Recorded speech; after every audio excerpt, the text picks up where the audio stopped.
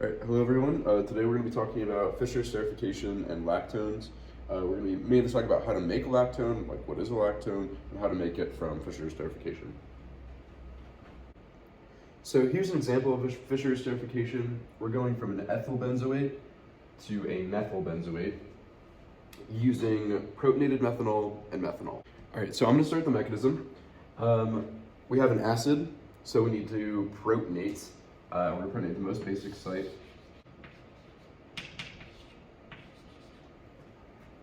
Okay.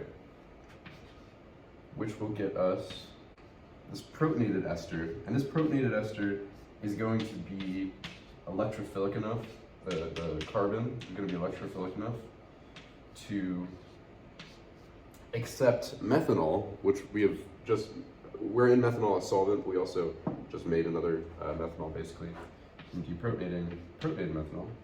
But methanol is going to be good enough to attack this carbon, nucleophilic enough.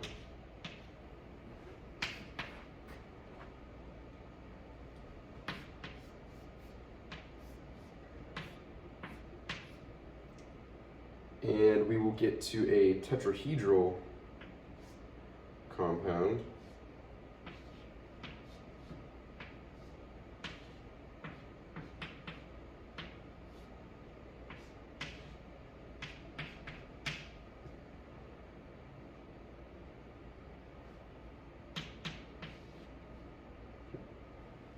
Now, from this point forward, this is reversible. This can go in the backwards direction as well, because we could use these lone pairs to just reform that pi bond and push that back out. It's a good enough leaving group.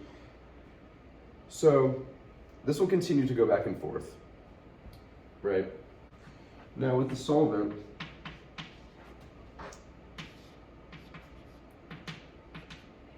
we can deprotonate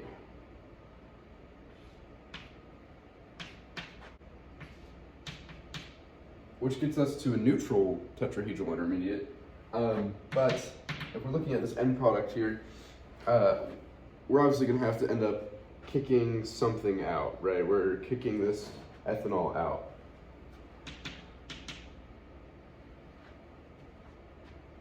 So we have a lot of places that we can protonate, right? And again, this is still back and forth equilibrium, just protonate, deprotonate. These are all roughly the same basicity, but for the sake of the fact of what we're trying to get to, we have to choose to protonate. We have to choose to protonate this ethoxide type group, right?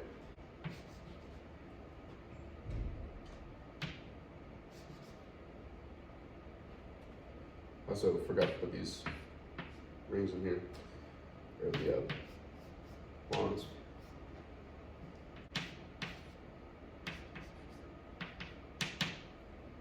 Okay, so now, just as this was able to go back and forth, kick this out, whatever, we can kick out ethanol as a good enough leaving group.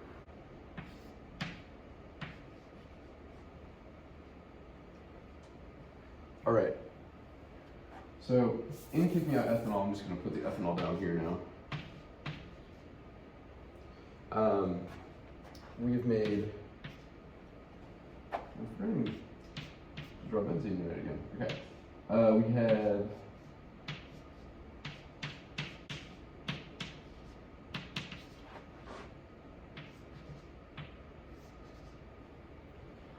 basically the compound.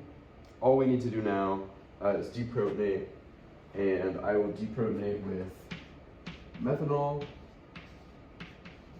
However, since we just produced ethanol, we could have also protonated with ethanol and made protonated ethanol, and that could have, done a reaction elsewhere. So since there's so much back and forth at equilibrium, and you imagine as you're producing ethanol, you'll be able to esterify do Fischer esterification.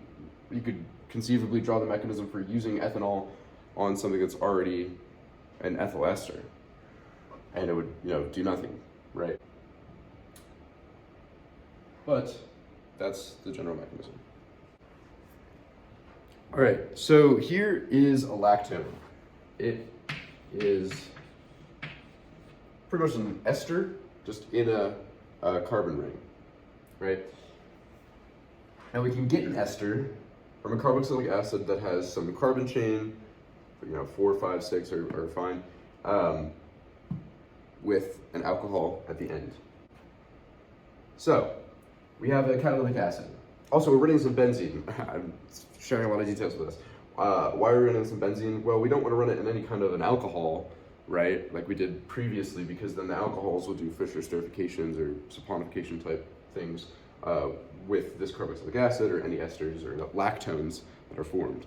So benzene, we want to run into that. Also, paratoluene acid, soluble in benzene. There you go. So, with our acid catalyst, we can protonate the carbonyl oxygen just like we did before.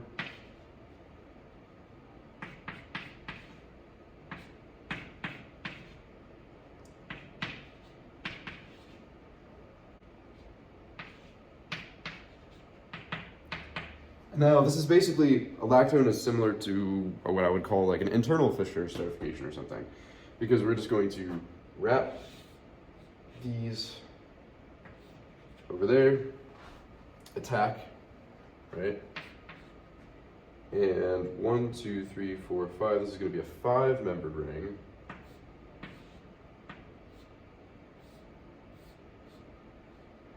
And it's going to have OH, OH, H plus. And then from this point forward, you'll follow basically analogous steps to what you did for the previous example. It's just that it's now in a ring.